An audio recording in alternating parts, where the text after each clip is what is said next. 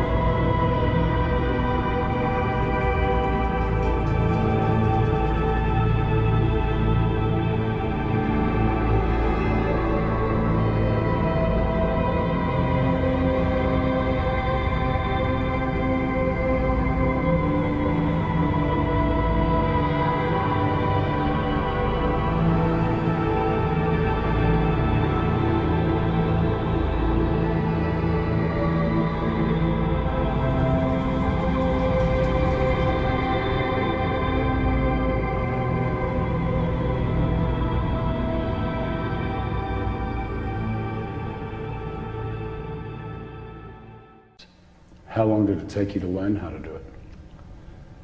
It took me about 6 months before I was at the point where I could start doing Solomon's magic with a goetic mirror.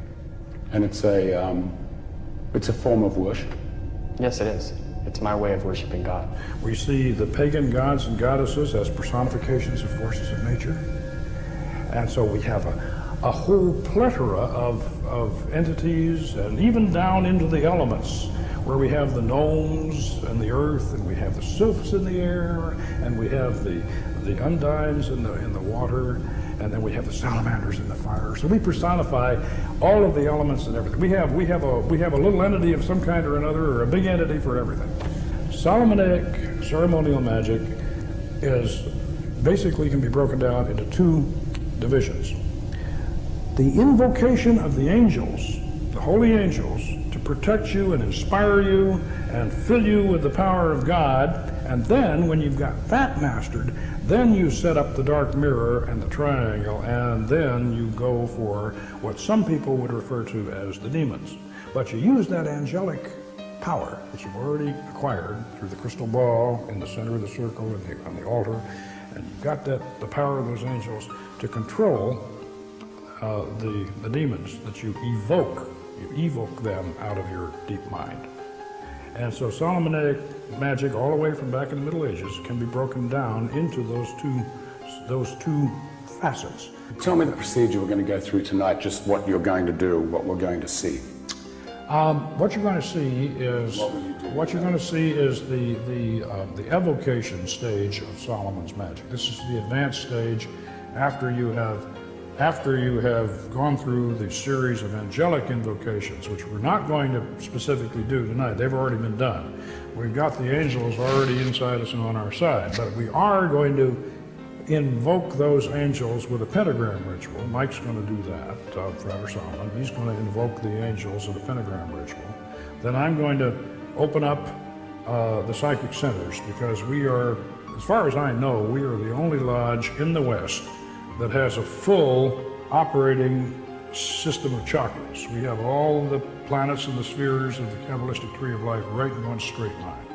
So we operate that way. So we're going to have a ritual after Mike does his pentagram ritual and establishes these four angels that we're talking about and gets them to protect us and cast the circle. Then I'm going to open up the particular sphere that we're working in, the lunar sphere. Then from there we're going to go on up to the sphere of Jupiter. And then we're going to circumambulate around the circle, the magic circle, clockwise, sunwise. And then we're going to get on that mirror, and Mike is going to be staring into the mirror, and I'm going to sit behind him as the Magus, and I'm going to conjure, and he will go into a trance. We'll both be in a trance, actually. Before I'll ever do an operation, I usually know what spirit I'm going to do, and my mindset will already begin to be geared towards that spirit, and I'll already be interacting with the energies of that spirit. And then by the time I do the operation, the spiritual energies from that spirit will actually come inside of me, to the point that I'll be able to look in that mirror, and my reflection will actually morph into the spirit that I'm having a conversation with. His reflection blanks out, and as I'm conjuring, then what comes back in is going to be the spirit. What does it feel like? Are you aware of what's happening, or are you in a total trance? Can you remember what's happened? I am aware of what is happening, but there is somewhat of a transformation that does occur.